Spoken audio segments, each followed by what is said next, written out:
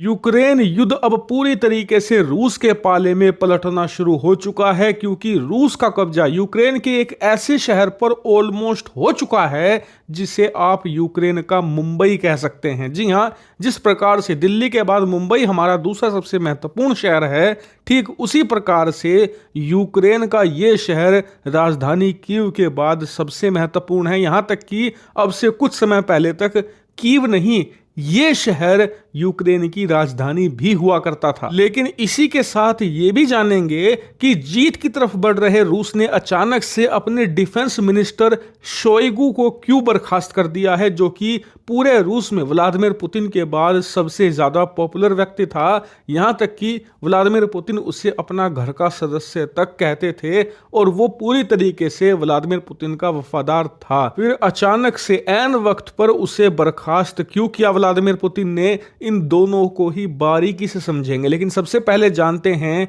रूस यूक्रेन युद्ध की स्थिति। तो दोस्तों, जैसा कि आप स्क्रीन पर देख सकते हैं, रिपोर्ट निकलकर सामने आई है यूक्रेन की तरफ से। जी हां, रूस का जो कह रहा है उसकी बात नहीं मैं कर रहा हूं, मैं बात कर रहा हूं जो यूक्रेन कह रहा है। तो यूक्रेन ने खुद कहा है कि जो उसका सबसे महत्वपूर्ण शहर है खार्किव, जो कि अब से कुछ समय पहले तक यूक्रेन की राजधानी भी हुआ करता था और उसे यूक्रेन का मुंबई तक कहा जाता है, उस शहर के आसपास रूसी सेना पहुंचना शुरू हो गई है। साथ ही खार्किव के पास ही एक छोटा सा शहर पड़ता था, उस पर रूसी सेना का कब्जा हो चुका है। आप में से कुछ लोगों को खार्किव याद भी आया होगा। दरअसल खार्किव में ही भारत ने ऑपरेशन चलाया था अपने स्टूडेंट्स को निकालने के लिए, और जो खबर आई थी कि भारत ने कुछ घंटों के लिए युद्ध रुकवाकर अपने छात्रों को निकाला था, वो खार्किव में ही ऑपरेशन अंजाम दिया गया था। और उस समय रूस ने खार्किव शहर के कुछ हिस्सों पर कब्जा भी कर लिया था। लेकिन उसके बाद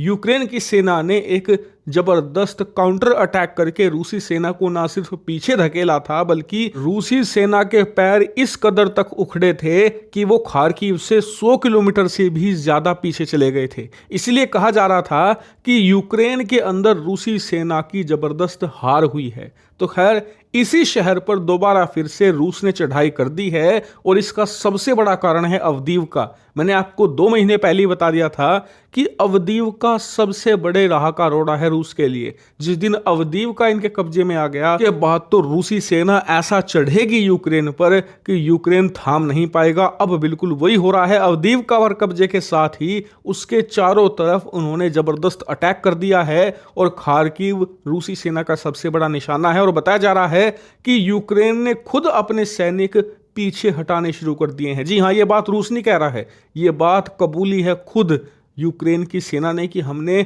खार्किव और उसके आसपास के इलाकों से अपने सैनिकों को हटाना शुरू कर दिया है। हालांकि आपके मन में सवाल उठा होगा कि हाल ही में अमेरिका ने 60 अरब डॉलर की मदद भेजी है यूक्रेन के लिए, जो कि बहुत ज्यादा बड़ी मदद है, क्योंकि भारत की तीनों सेनाओं का एक साल का बजट मुश्किल से 70 बिलियन डॉलर होता है। लगभग उसी के आसपास की मदद सिर्फ अमेरिका दे रहा है। इसके अलावा यूरोप के देश भी अलग अलग तरीके से मदद दे रहे हैं। यानी कि ओवरऑल देखा जाए तो आज की तारीख में यूक्रेन की सेना भारतीय सेनाओं से भी ज्यादा हथियार खरीद रही है। तो ऐसे में इतना पैसा, इतने हथियार मिलने के बावजूद वो रूसी सेना से पिछड़ क्यों रहे हैं? तो इसका कारण है देरी। दरअसल सभी देशों ने मदद अनाउंस जरूर कर दी है, लेकिन अभी तक कोई भी देश मदद नहीं दे पाया है। और इसका सबसे शानदार उदाहरण है F-16। आपको बता दूं, अब से 6 महीना पहले यूरोपियन देशों ने कहा था कि हमारे पास जो F-16 लड़ाकू विमान हैं, हम वो यूक्रेन को डोनेट करेंगे, जैसे कि डेनमार्क ने कहा था। लेकिन हर महीने ये वादा करते हैं कि 15 दिन में दे देंगे, 20 दिन में आपको दे देंगे। ऐसा करता करते इन्होंने 6 महीने तक खींच दिया है और बताया जा रहा है कि अभी भी कुछ महीने लगेंगे यूक्रेन तक पूरी मदद पहुंचने में। इस वजह से यूक्रेन की सेना का मनोबल भी गिर रहा है और यही कारण है कि रूस लगातार जीत की तरफ अग्रसर है। लेकिन इसी बीच एक चौंकाने वाली खबर रूस से सामने आई। दरअसल रूस ने अपने सबसे बड़े सैन्य अधिकारी, कमांडर और अपने डिफेंस मिनिस्टर को अचानक से परसों बर्खास्त कर दिया। और ये चौंकाने वाली खबर इसलिए थी क्योंकि शोइगु एक बहुत ही परमानेंट व्यक्ति हैं रूस के अंदर, व्लादिमीर पुतिन के बहुत ही ज्यादा खास और करीबी हैं। यहां तक कि कहा जाता है कि दोनों छुट्टियां भी साथ मिलकर मनाते हैं, शिकार भी खेलते हैं। ऐसे में शोइगु की बर्खास्तगी चौंकाने वाली थी, लेकिन उससे भी बड़ी बात जो किसी के गले नहीं उतरी, शोइगु को बर्खास्त करके जो नया डिफेंस मिनिस्टर बनाया गया है वो एक अर्थशास्त्री है और उस आदमी का आज तक सेना या सैन्य रणनीति से कोई भी लेना देना नहीं रहा है। ऐसे में उनकी बर्खास्तगी तो हैरानी वाली है ही, नई अपॉइंटमेंट भी किसी के गले नहीं उतर रही। लेकिन शोइगु को बर्खास्त क्यों किया गया? क्या वो सही रणनीति नहीं बना रहे थे?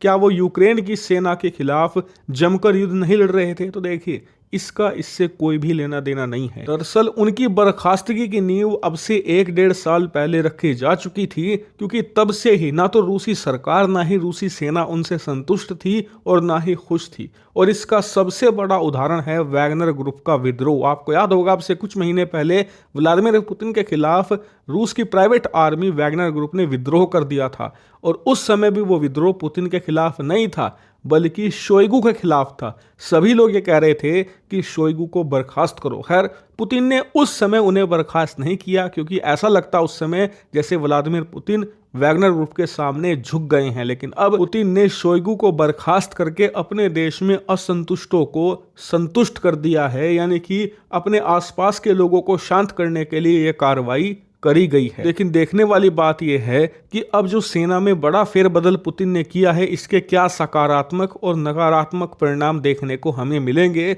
वहीं अमेरिका कब तक यूक्रेन को मदद देता है और उसके बाद क्या नीति बनती है।